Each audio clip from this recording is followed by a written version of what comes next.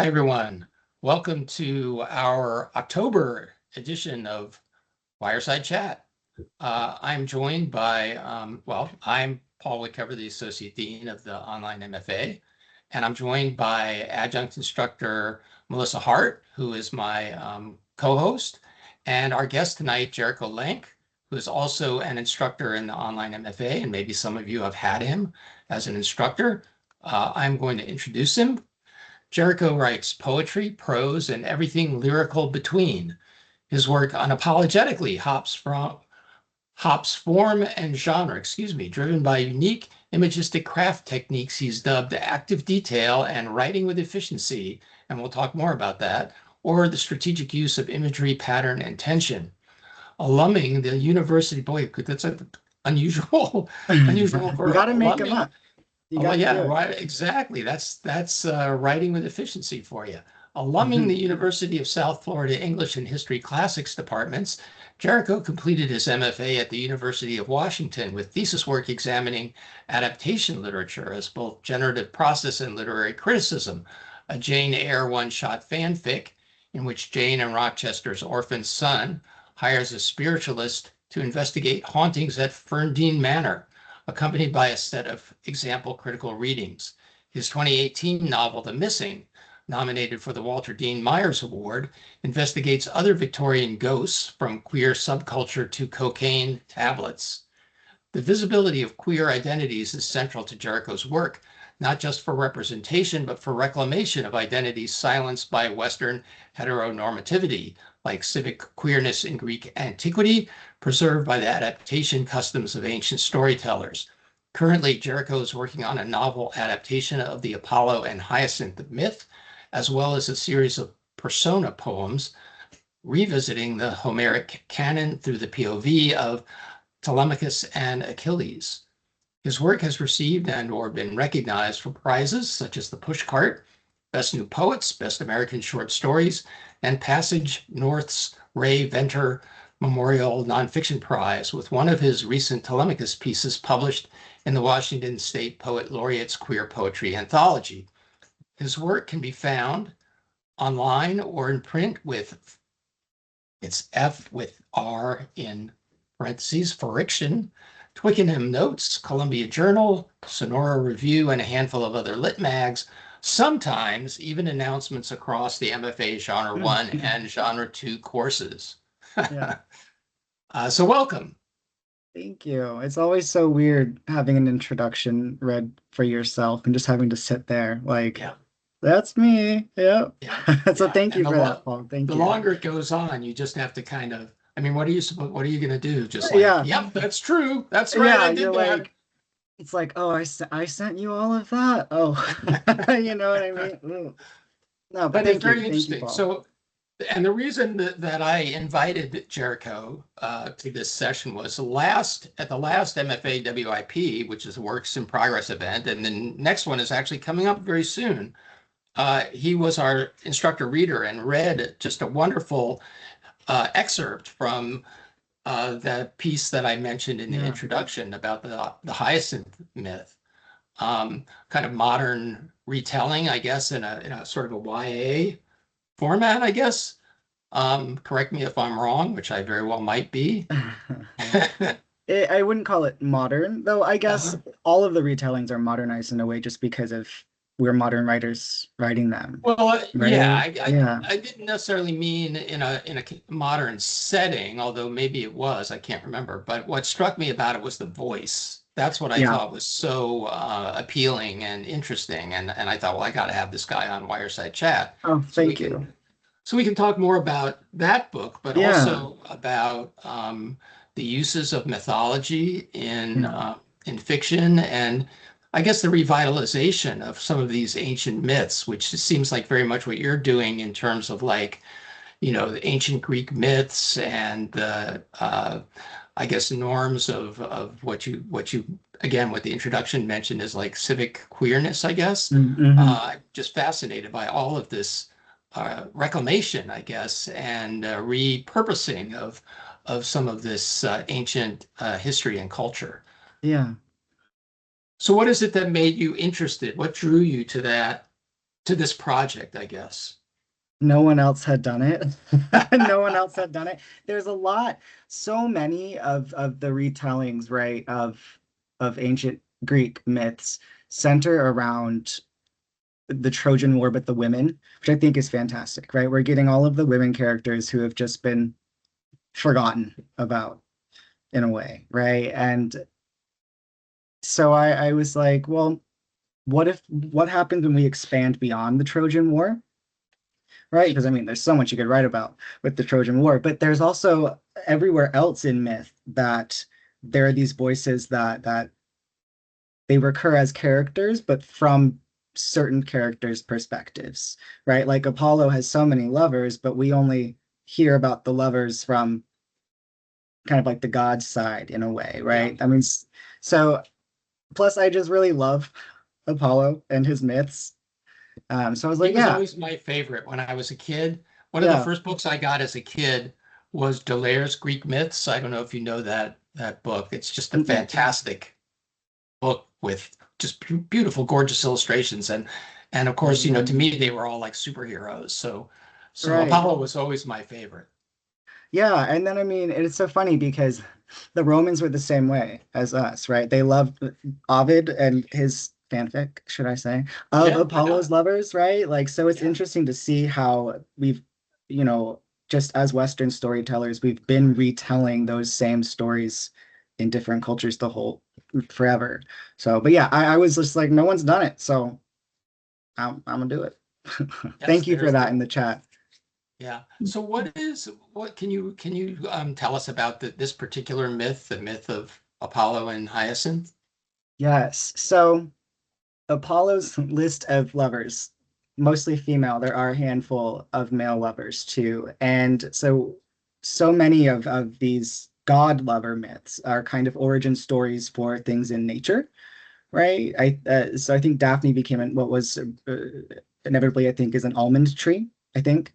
And then Hyacinth, obviously, upon his tragic death, became a hyacinth flower. And the way that the myth goes is that Hyacinth was a prince of Sparta, a Spartan prince, way before the Trojan War, and Apollo tutored him. He was a mentee of Apollo, and they were playing discus, right? They were doing something, They were like and throwing the frisbee around. yeah, they were doing the frisbee, and there's two versions, two dominant versions, where it's either that Apollo accidentally struck him in the head with the frisbee and he died, or I think it's the Western wind god Zephyros was jealous because he also loved Hyacinth, and so he blew wind and it knocked the discus into Hyacinth's head.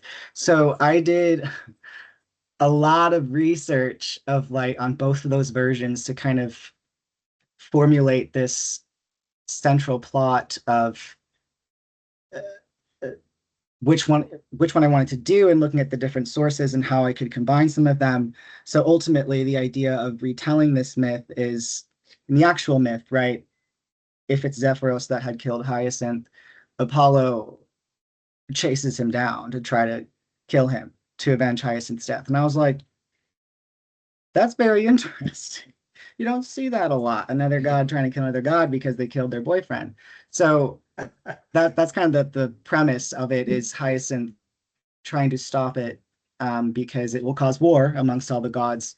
And because he was a lover of Apollo, they know that he could stop Apollo.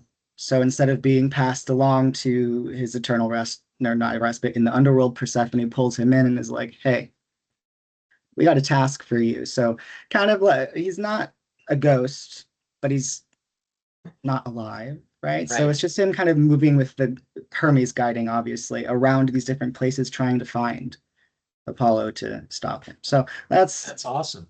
kind of where I I'm, love yeah, that's where I'm at. I love that. So does he have a reward, a potential reward being dangled in front of him should he succeed? You'd hope so. I can't remember in the early days of the planning of it. I can't remember if I did or not. I couldn't think of something that didn't feel too kind of packaged, right? Yeah. I'm kind of happily for now person, right? When you want to Okay. think about genre conventions, but Right. when things feel a little bit too perfect, I can't stand it in my own writing. So I'm still trying to figure out a nice balance there. Um,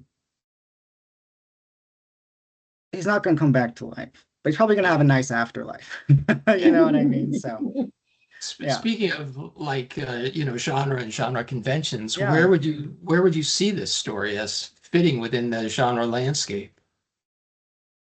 Honestly, I would hope for something like historical fantasy, Mhm. but at the end of the day, really, it kind of comes down to where I think agent and publisher would think it would be best. But I would hope for it to be more there than I don't know. I don't know how you classify Greek myth adaptations, but I think something like that. Yeah. Yeah. I mean, obviously, I'm thinking of Circe and stuff like that, which Right. are like really Yeah.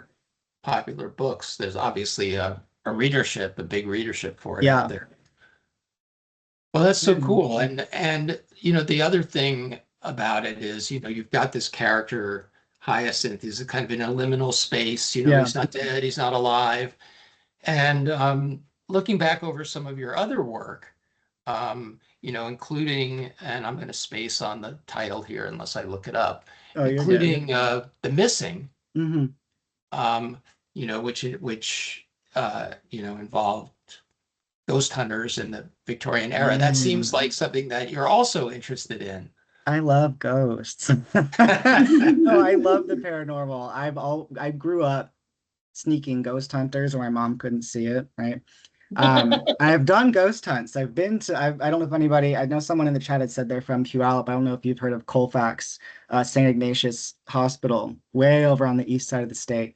But we just recently, last two Octobers, it was 2 years ago, partner and I, we went to, they have like all night ghost hunt. It's, I love that stuff. So on top of that, when I was younger, my obsession, my fixation history wise was 19th century Victorian London. Just the aesthetic, loved it all. But more, look, I loved the Robert Downey Jr. Sherlock Holmes. I can't tell you how many times I've watched those movies. Yeah. But I had never realized how popular ghosts were to Victorian Londoners.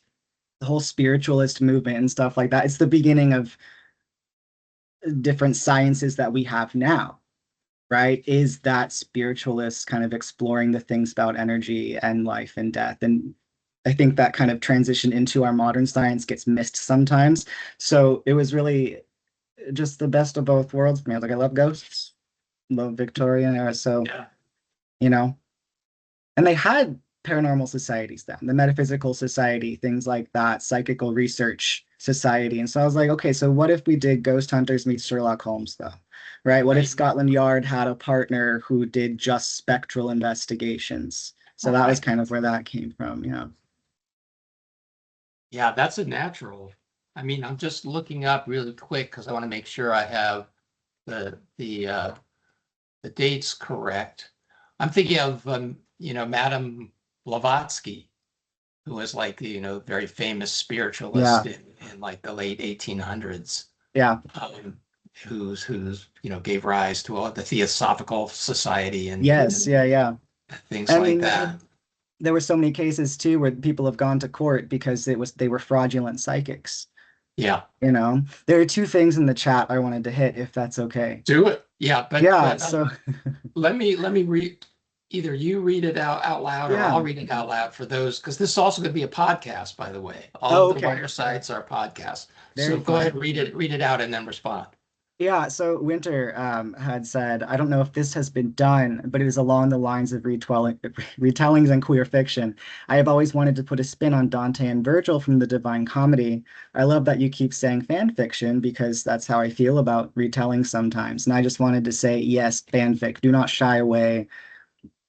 Adaptations are fanfic. Yeah, Adaptations are fanfic, right? And I love that there's so much more kind of respect for fan fiction happening.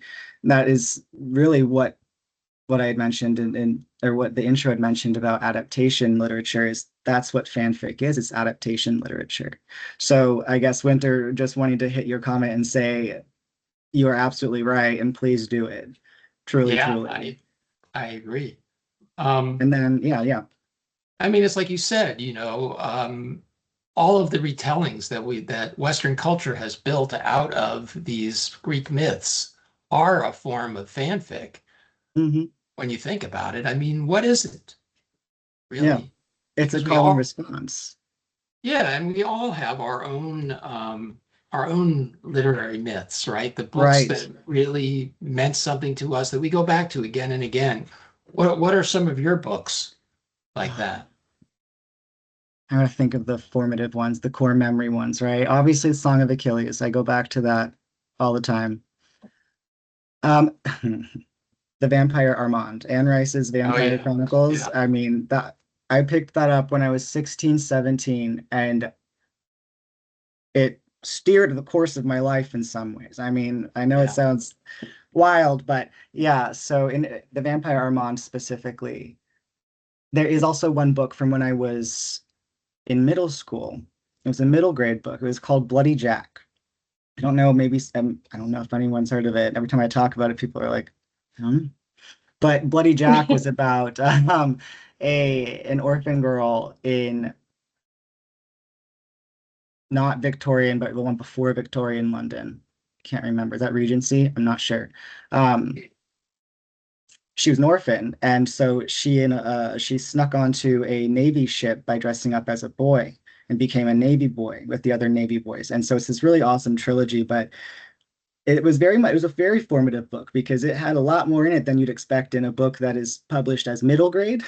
Right, And so that was very formative for me because I don't know that. Yeah. right, right. I mean, there were cases of stuff like that Oh happening yeah. all through history. Um, Very interesting, but it's got that element of like gender uh um I don't know, passing or The you know ch- subversion, right? Yeah. yeah, right, right. And that seems also like kind of an element of your work. Yeah.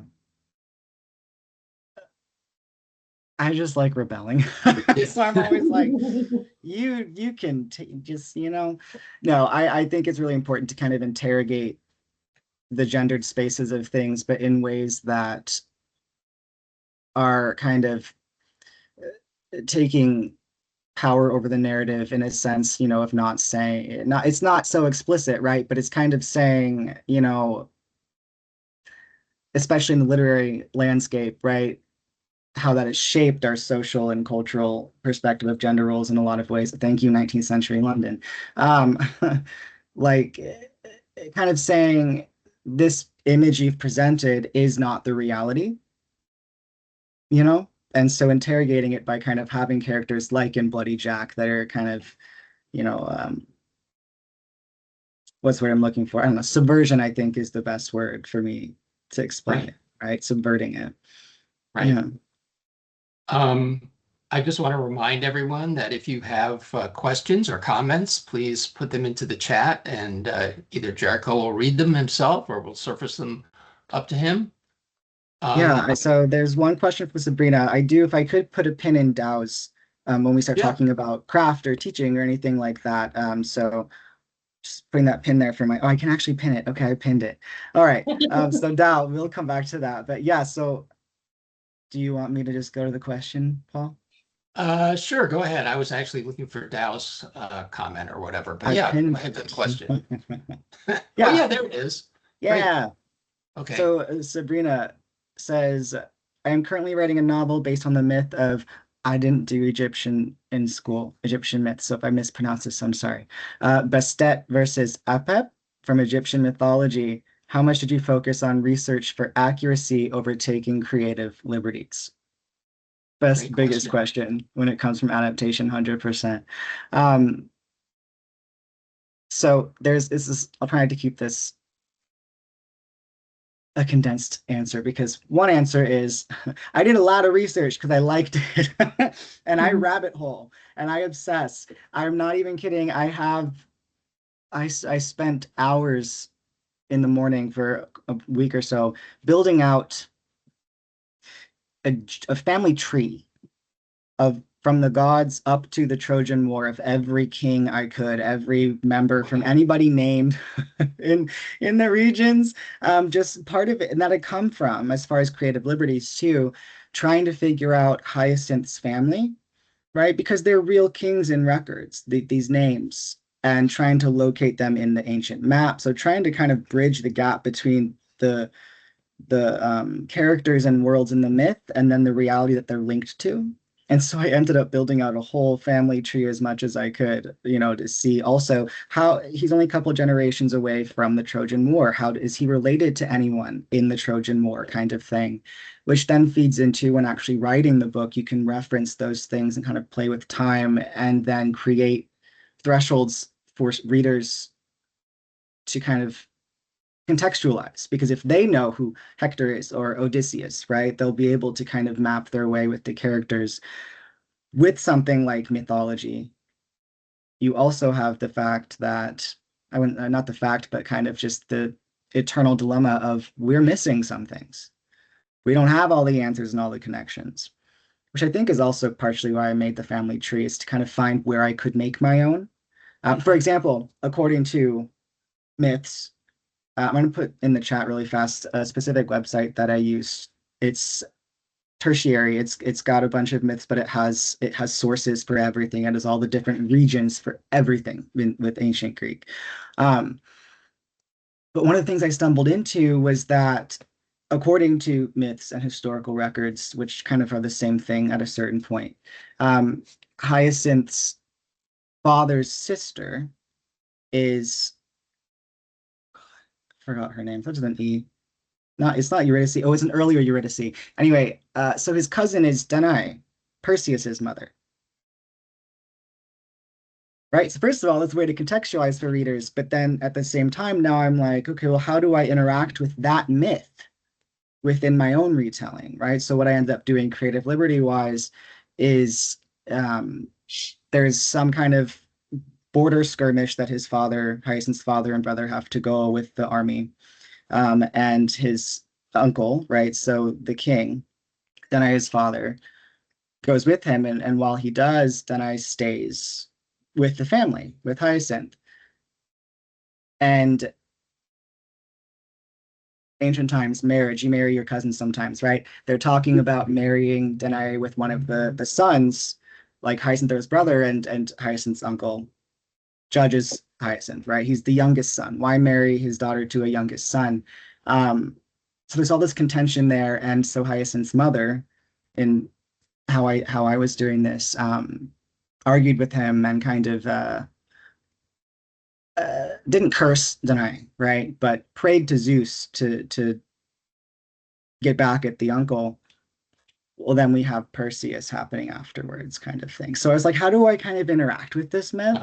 But that's where the creative liberty comes in, and it came from the research of who are these people, how are they related, how do I situate them with the other myths? Yeah, that's very cool. I mean, and you can put the family tree at the front of the book, right? So it's too big. Yeah. Well, it'll be a fold out. Oh, true. Yes. Well, I mean, what that reminds me of is like Ovid's Metamorphoses. Yeah. When you read that, it's like, it's not like a series of discrete myths. It's like they all are all moving in and out of each other, and all of the characters are connected in some way or another. And I feel like that fluidity is so that's one of the wonderful things about the Greek myths. And if you're able to draw upon that through your research and bring that to life and make those connections in your book, I think you're being very true to the spirit of those myths. Right, exactly. And that's, especially part of why I love so many retellings coming out now about the Trojan War, is because the Iliad and the Odyssey, they were recorded after hundreds of years of preservation, right? Because this war they talk about happened, I think they dated it to sometime in the 1200s or 11 something BCE, but we didn't have it until they were out of the Dark Ages, hundreds and hundreds of years later.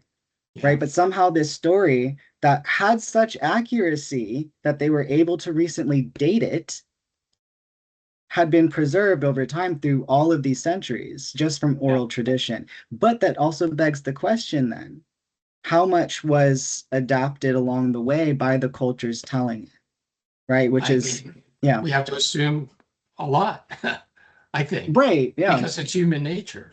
exactly. Yeah, Margaret But Atwood, right? You can't kill storytelling. It's just human nature. We're right. gonna do it. But I mean, the other, to circle back to the idea of like, historical origins or historicity of the whole thing, for quite some time, the idea of the existence of Troy was a hotly debated Right. topic, right? It Yeah. was many, you know, archaeologists and historians considered it to be a myth. And the search for the historical Troy was looked upon as a fool's errand. And then look what he Or the, found. yeah, and then it was discovered. It's So I wild. think again, that mix of history and mythology, the kind of the common roots or the connect, just the connections between them, or the way that they stem from a single source, maybe is a better way to Right. put it. But yeah, you're really plowing fertile ground, I think. It's very exciting. Yeah, I hope so. You've got to finish it, right? Yeah. Yeah, you got to finish it. There's Yeah. always that. Well, how far are you into it? I'm not entirely sure. So it's Okay. been a tiny bit since I touched it because then I went into my master's program and my thesis took precedence. Yep. Yep. Um, but I would say it's a good chunk, right? I kind of outline as I go.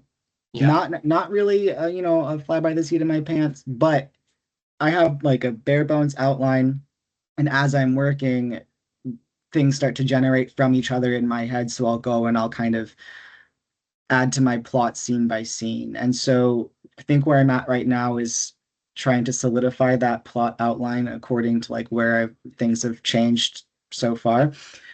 Because since starting writing it, a couple of different things have changed as far as rearranging, or I might do something in it that's kind of different, where present, the story present, right? So Hyacinth interacting with Persephone and having and Hermes and going to all these different places, finding Apollo is written in the past tense, but then it's kind of braided with the past. So his life meeting Apollo, his romance with Apollo, up until the point of death, but that's written in the present tense, right? Interesting. And so I think I don't know why I started doing it, but I feel like it works. At least in my head, it's working because of the liminality of it, where the past is kind of the past is always present in our head, right? Hmm. So I think it was just a weird lyrical narrative choice when I started doing it, but I've really liked how it's moved. So that's changed the way the story structure has been moving. Yeah. So I've been revisiting the outline a lot, but I would say probably a quarter of the way in. Okay. Yeah. Maybe a No, that's third. Maybe a third. We'll see. that's it. It's interesting because you would think like if you were just kind of, coming to this from outside, you would go like, well, the stuff that's already happened in the past, I'm going to use the past tense for that. And then the Yeah. stuff that's going on now in the present, I'm going to use the present tense for that. But you flip that. Another case of subversion, Yeah, we'll perhaps. see what happens. I like breaking rules. Yeah, yeah, it's cool. And Yeah, and the other thing that I was struck by what you said there was the way that choice has impacted the structure yeah, of the novel. I mean, I think a lot of times students think a lot about structure, and they wonder like, yeah. well, what is the structure of my book? How do I build the structure of my book? And this is one way, right? It's like this is something that you wouldn't necessarily think would have a powerful effect on structure Mhm. necessarily, right? Because a book is going to have its structure regardless of whether you're telling it in the past tense or the present tense. And yet, I think it does make a difference. So, what is the impact of that on the structure of your book or of any book, that kind of choice? I think just in the context, right, of writing something that is braiding the past and the present together, but swapping the tenses for the two. Yeah. Um, like like I like I said, it changes the way the story moves, even just in its flow, right? Because it gives different energies to both sections. But it also means that I've reorganized things in different ways. It's made certain scenes that were in the story present in a way not necessary because something in the past has fluidly kind of answered a question that the more traditional or the present area of the story had asked before. But I think the biggest difference is that because the past is written in the present, it's much more lyrical, so it moves more like memory. And because the present story is written in the past, it's moves more traditionally narrative. So on just a mechanical structural level, I think that's been the biggest impact, is rearranging things or kind of now having a flow that's more organic that I have to follow in certain ways. Right. Yeah, it's like Yeah. structure is something that is the, I guess you could say, is the shape of the book, but in a way it's also the constraints that the writer Yeah. willingly adapts on themselves in the writing of the book.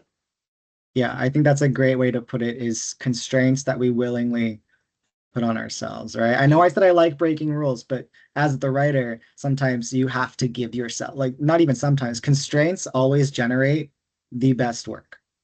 I mean, Yeah. that's just, I mean, if you have ADHD, which I do, you wait till the last second to do things because you have a constraint, right? Right. Not the best thing to do. But um, it did make me write some of my best stuff in school, though, the night before, I will say. But having structural and craft constraints really does push you to do things differently, and it might be hard. But when you go back and you look at it, I mean, it's going to generate some of your best work, right? Because you're forced to Yeah. move inside those. Yeah. Yeah. I agree. In the chat, Kendall had asked about a podcast, and then Melissa, thank you for linking it. I don't listen to any. I actually listen to a bunch of true crime podcasts, but I have listened to some of Let's Talk About Myths, Baby, a long time ago. So I'm glad. Thank you for reminding me that that existed. I've never heard of it. I'll have to check it out myself. Yeah. Thank you for sharing that. Um, let's see what else. I know we had some, before we began, we were talking about some other topics to talk about, but um, I guess we can jump into those now, and then we can circle back to some of this other stuff as Yeah. well. Or did you want to go back to the comment from Dow that you pinned? So Dow, that comment I think kind of connects to the topics that we were talking about before we Yeah. came in here. So what Dow had said was, I love that your ideas came directly from wondering what if, and I thought that was very interesting because that is very much where my teaching comes from, right? When I teach anything, especially creative writing, um, it's the what if that powers things, right? That kind of asking what if, especially with outlines and stories in general, especially starting things, asking the what if this happens, what if that happens, right? And when I work with any writer, whether it's like member, a colleague or student, whatever, and I'm leaving comments during like workshop, it's always what if this, but what if that, right? What if this? So I just thought that was really interesting that you brought that up, Dow.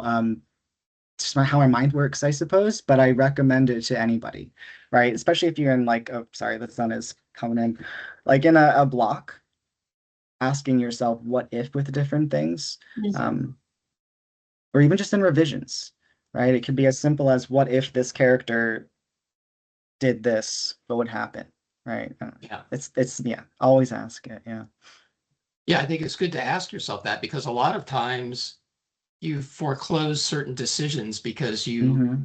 prematurely answer that question without ever really asking it of yourself. You're like, well, the character would never do that. And so you Right, but just what if? say, yeah, exactly. But what if they did? What would happen Yeah. then? Or this can't possibly happen. It would screw my whole plot up. But what if it did? Well, and it even works for thinking about just the narrative details, like when we think about character details. What if, so I'm teaching romance this term and then also next term. But for example, so we have the bad boy trope, right? Okay, but what if this character had socks that had cartoon characters on them, right? What does that say about the character? How does that impact everything else that you're writing and what the reader is getting about the character? So like just even when you're writing and it's those little details, like what if this habit was one of theirs? How does that affect everything else that they're Right. doing? Right. So And I can't help but think again of subversion. You take a trope and then you yeah, kind of use those details of character or setting or whatever in order to kind of undercut it in some way yeah, or just, bring a different perspective to it. yeah. Like I said, I So like breaking the rules. I don't know. yeah. So let me talk a little bit about teaching or ask a little bit more about teaching Yeah. because I think a student had asked me about that. I think he's here tonight. I think I saw him come in. Um, I guess I just and I know that a lot of MFA students in the program are interested in pursuing a teaching career, and a lot of them specifically came in for that purpose Mm. to teach creative writing. So I guess what I want to ask is a couple of things, like first, like on a practical level, how possible is it? What is involved in it? And secondly, just like in terms of a supplement to an artistic career, um, what, how do the two interact with each other, I guess, and maybe fuel each other? Yeah. So practically, it's a double-edged sword, right? Because thinking about teaching, especially at a university level, higher education level, specifically creative writing instructor positions, there's not always a lot.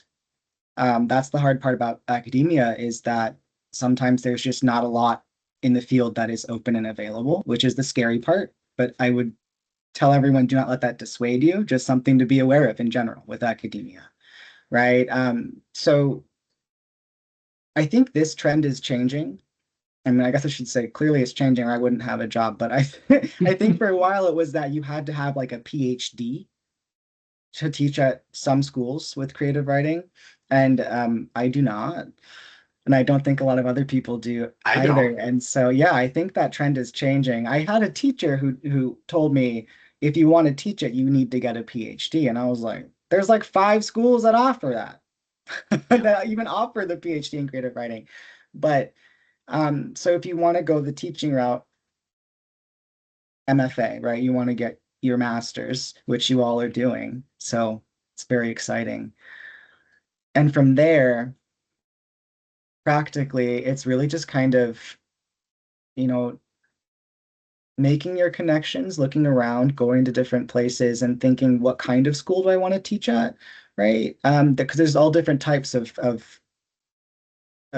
creative writing departments and approaches, and then school atmospheres, right? So like University of Iowa is like the heart of the creative writing academia world in a way, in the United States. And so do you want to gravitate towards that kind of atmosphere, or do you want to, you know, like, it's kind of like knowing who you are as a writer, right? And who you are as a teacher. I don't know. I don't think, are there any like teaching practicum type things in the MFA with SNU? I Oh don't. yeah. Yeah, yeah. Yeah. There's You there's find like out. if you choose there's two certificate choices. You can Yeah. either choose the certificate of professional writing or the certificate of online teaching of Right. creative writing. Yeah. So Right. yeah, Right. Right. So, and SNU has so many networking opportunities. It's really amazing. It really is fantastic. So take advantage of those for sure. Um, you had asked about the practicalities of it, and then I kind of lost my yeah. direction. So the So other is one there? was yeah, the other one was just like did first of all, did you want to become a teacher? And Okay. secondly, like just the connections between your creative life and your teaching life. Right. That yes, that balance as well. So as far as personally, I didn't know that I wanted to teach until I was back in school myself.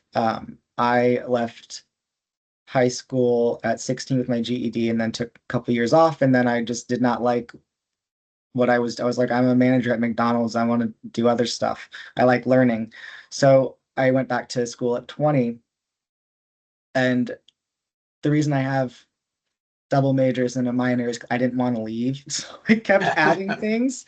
Um, and I just realized like being on campus, being part of this in this world, like this is I love this. I like learning. I like talking about what I learn with other people, and I want to keep doing it. And so I didn't really I think fully realize how much I loved teaching and how much it just kind of fit until I was in my master's program because the schools that I went to, if you taught, right, they paid the tuition, then you got a stipend, right? So I went to one of the schools that had that program. So I had to teach while I was taking my own classes.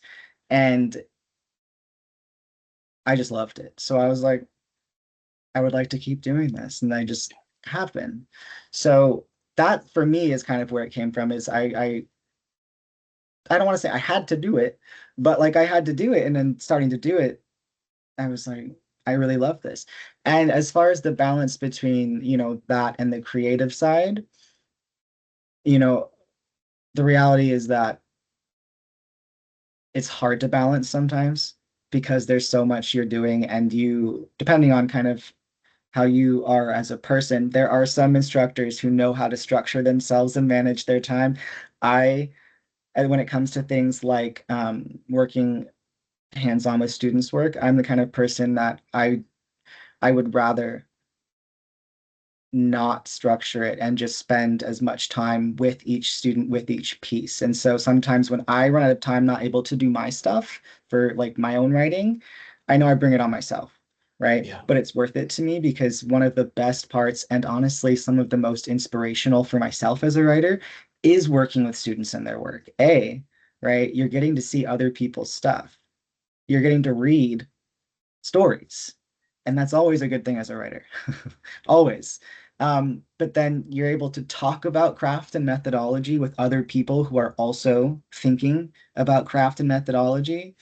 And so it ends up being kind of generative because you're thinking about, oh, I do these things and this person is doing these things and these are the impacts they have. So um, maybe you start doing something similar in your own stuff, right? So it can be intensive. For myself, I know that it is, again, a matter of I just throw myself into it. So when we're talking about practical, right, with teaching and balancing for your own work and creative life, it really is just up to you and how you approach it. Yeah. I mean, I know that for me, I never had any desire to teach creative writing or anything at all. Maybe because my mom always said I would be a good teacher, and I was like, no, that's not going to happen. Um, but finally, I was like driven to it sort of by looking for ways to support myself as a writer, Yeah. and I found that I really, really enjoyed it, and that my mom was right, that I was kind of good at it. But I would have to say, like, one of the most surprising things to me about it has been how much I've learned about writing. Like I thought I was Yes. coming in as a writer. I published novels and short stories, and so I thought, well, I know all this stuff, but I really Mhm. didn't. I thought I knew it, or I knew it on some level, but having to articulate it and Yes. explain it, Yes. then that really helped me understand it, and then just kind of paying attention to what my students were doing Yeah. because I've had some incredible students. I mean, every student has something that I've learned from, I think, honestly. Yes. Yeah, So that's 100%. like a side benefit, an unexpected benefit of teaching. It is. It is. And you're absolutely right where you feel like, oh yeah, I know what I'm doing and then you get up there to explain it and you're like, how do I how do I Yeah, talk about this? So you yeah, have to keep learning. And then really fast before it disappears in the chat, Christopher had asked about teaching writing at the collegiate level. yeah. Scroll There it across. is. Let One me must read have that one. gotten, yeah. You Yeah, said you wanted to? I've always assumed that to teach creative writing at the collegiate level, one must have gotten published on top of the MFA. Does that seem correct? Yeah, for the most part. Yeah. Um, For the most part, yeah. And it's scary sometimes when you're looking for jobs because for example, like U of Iowa, they're like two books with a mainstream large publisher, and you're sitting there like, I don't I don't have that yet. Or if you want Yeah. to do poetry, right? They're like, need to have one full collection in XYZ. So short answer, yes, published. Long answer, it does vary, right? But for the most part, yeah. Yeah. It's a big thing, yeah. I mean, here at SNU, you have to publish a novel. And Yeah, not only that, I mean, it's like not last week, not yeah, like you self-published a novel last week. That's not going to qualify you to be considered for a job here.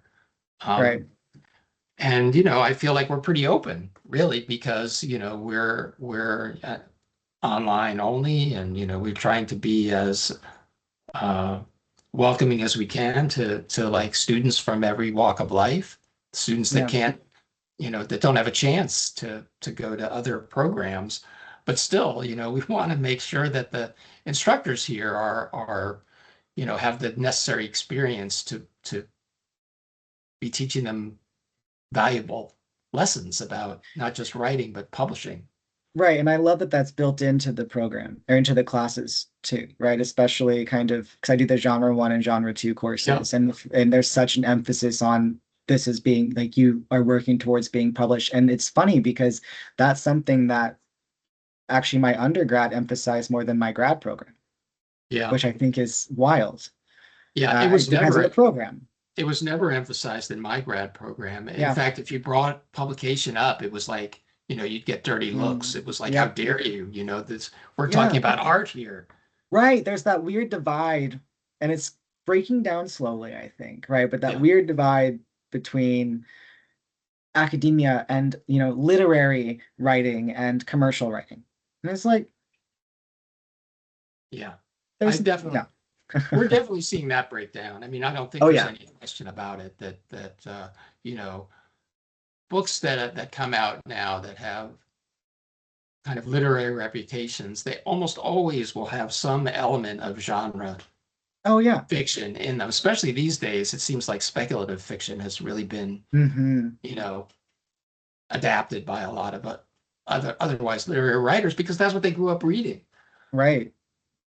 Yeah. Yeah. Yeah. And that's a big thing I talk to students about all the time, right? Is like the readership generations are changing, right? Yeah. What we Yeah. all grew up reading, that's not what's being written anymore because we're the ones writing now, Right. And the So, gatekeepers are changing. oh, It's thankfully. not just yeah, no, right. But it's like, the editors are, Mhm. they're younger than me now, and the agent, I mean, by far, and the agents are younger, Yeah. right? It's like just, definitely a changing of the guard for sure, which I think is very beneficial, to genre writers and writers of popular fiction. And two, right, the digital era. I mean, Wattpad, LiveJournal, all of these content management places, there are so many writers that get picked up Yeah, by agents, right? Because they find their 100%. published work. And then Yeah, I think the Captive Prince trilogy, I don't know if anyone has read that, but I do refer to that sometimes, right? That was a novel that was published on Wattpad, yeah, right? It was already, oh, that's a key thing too, right? If you publish your writing online, you can't publish it elsewhere really, unless someone picks you up. So, yeah, that's the point, right, of the example is that this was published online and then it was found and picked up and it was a bestseller. yeah, So the world is changing, right? yeah. So, yeah. No, definitely. In fact, I can't remember the name of it, but I just read about this novel that's come out. It's a big doorstopper of a book, and apparently it's just been breaking all kinds of sales records. And it's kind of like a Harry Potter fan fiction. You know, Mm-hmm. that's how it began, and it kind Right. of imagines this relationship between Hermione and oh, what's that guy? What's that character's name? The son of the Draco, really, yeah, Draco. Draco. It involves a relationship between Hermione and Draco, I guess under other names in the fanfic. So, it just goes to show, and that all began as a online, kind Right. of fanfic publication, and then it got picked up. and I guess, Shades of Grey or whatever that, Yeah, 50 that Shades of series Grey. was called, 50 Shades of Grey Yeah, began that way too. yeah. Yeah, J.K. Rowling has a lot to answer for in more ways than Very one. much. Yeah. In more ways than one. Yeah. Yeah. Um, so the other thing, and we're kind of drawing to the end of our chat. These always go by so quickly. Yeah. But I wanted to circle back to something else that you had mentioned just a minute ago, which was another one of the things that we had thought we would talk about a little bit, which is just like making connections in the Yes. MFA and the importance of making those connections and how does one go about doing that? Yeah. Oh, are you asking me? Yeah, what are your thoughts? What are your ideas on Um, this well, topic? first of all, I mean, yes, like you have to. Um, Sometimes, a lot of times, it might be accidental. You might not kind of realize that you're making connections until time has gone on and they've solidified, right? So someone that you might be talking to here in class, you might end up kind of, maybe you take some of the same classes together, right? But as time goes on, maybe you don't really talk anymore outside the program, things like that. But what if you run into that person later on? Or so for example, like if a classmate then goes into the publishing world, right? And then you want to publish, oh, well, they're at this agency, let's reach out to them. I know them, I talked to them, we bonded over writing. Or you could stay in contact, right? You could continue working together and supporting each other. So it could be as simple as that. But then it's also the different events that and programs that schools put on. A lot of times there will be, you know, alum that come in or big speakers or conferences that you're able to Yeah, go to because there's a partnership between the program. I know UW, all of the students and instructors, they got a free weekend pass to AWP, right? And so being able to go there and walking around the vendor's room and just all these different literary magazines and publishers and getting all of their like little cards and stuff and yeah, just the exposure, yeah. right? So it's just, yeah, it's just be open. I know it's scary. We're all shy. Writers, we are shy. Yeah. Even when we're not, we're shy. Okay. Um, and since it feels weird trying to network, right? It can Networking. feel fake, there Yes. in 505, that's the introductory course of the program, which I teach most terms. And, there's like a question on the final exam in that class that's kind of, I don't remember exactly how it's phrased, but it's something like, how can you leverage your connections Right. in the writing community, to help you succeed? And a lot of people respond negatively to that and say, well, Mm, I don't like the idea of leveraging my connections. But I don't think it has to have a negative connotation. I don't right. think it's like you're using people, Right. for selfish ends. It's more like you are, um, I don't know, just You're being you're not that's not the word I want. You're using discretion in a way of like you're kind of understanding how to navigate your relationships, right? I guess if I can give a quick outside of academia example, um, long time ago, before I before I published The Missing, I was looking for an agent. And in doing so, with other projects, I was in communication with this agent. Um, I think she's with Kimberly Cameron and Associates in San Francisco. And we would always get really close, right? I'd send something and not all agent.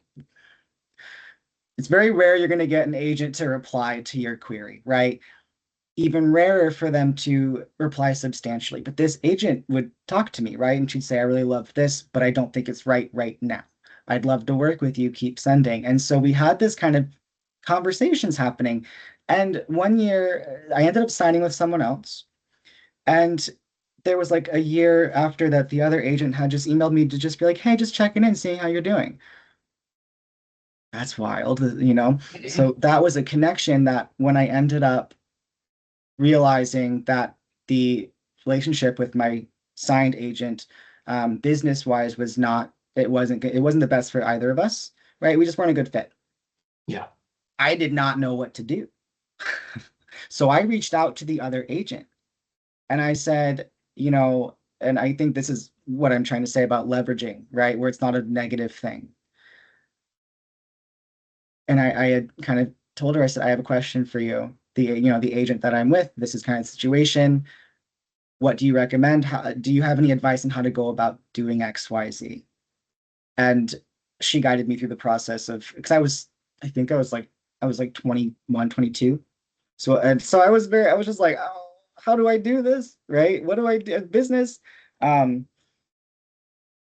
but that connection ultimately, I leveraged it, Yeah. right?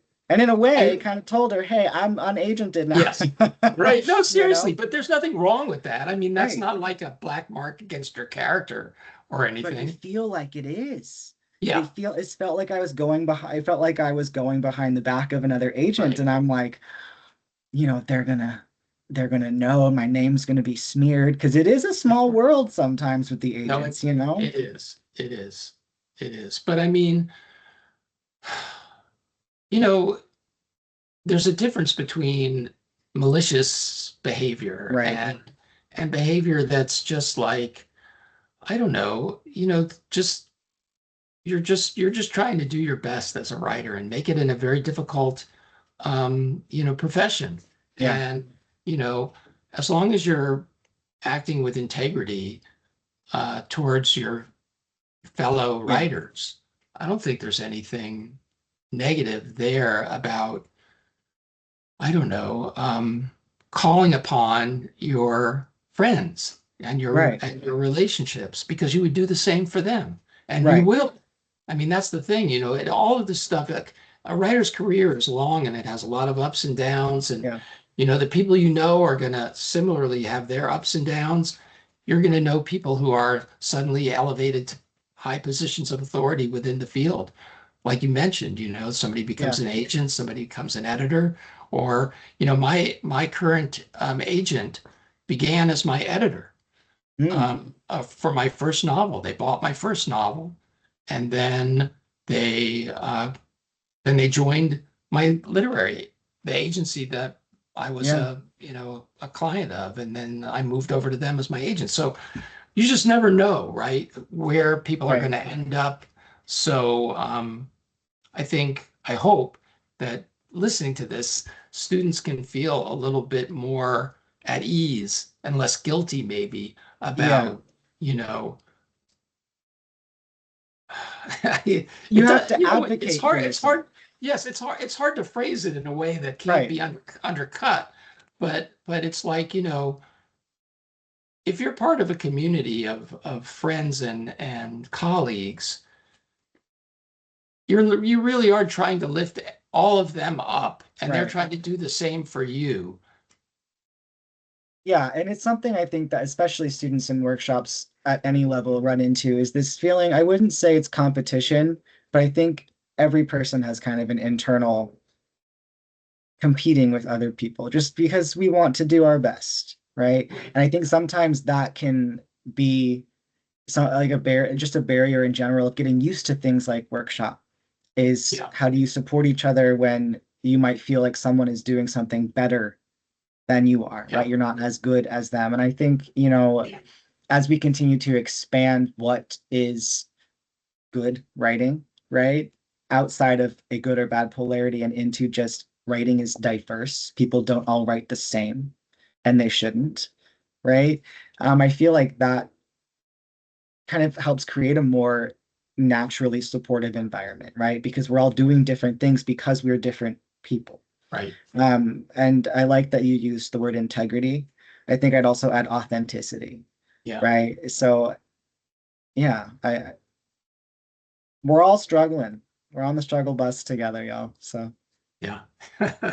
yeah, Um, well, that brings us to the end of our chat. We've had a very quick hour. yeah. Jericho, I want to thank you so much. Do you want to see my cat? Yeah, man, bring him over. He just came Wow. over. He woke up from his nap and he was like, "You're Uh-huh. on video, and I don't want that." Anyway, So what's your cat's name? Nico. Nico. He is Like usually cuter. He was very grumpy because I grabbed him. But, Okay, yeah. so is that a Neko? No, it's everybody asks that. It's not Neko, it's Nico. Because Nico. I wanted Okay. to name him I forgot what it was. It was some Russian name, and my girlfriend Yeah. was like, I can't pronounce that, so Nico. And I was like, oh, that's a good compromise. Okay. But is that like a Nico Case, or is it like Nico from the Velvet Underground, or what? Like Or just Nico, just yeah, like just Nico, just the Nikolai, name. but shorter. Oh, okay. Okay. Gotcha. All right. Well, um, I hope everyone will join us on the next edition Yeah. of Introduce Your Cat. Uh, Yeah, I have to. It's a given. yeah, Thank no, you, you everyone. absolutely do. Yes, Thank you so much for all the questions and comments. I saw them all. So if I wish we could have touched on everything, but thank you very much. yeah, well, we'll have you back at some point, I hope. Yeah. Yeah. All right. And everybody, the next one will be in a month. So I hope to see you there. And until then, take care and keep writing.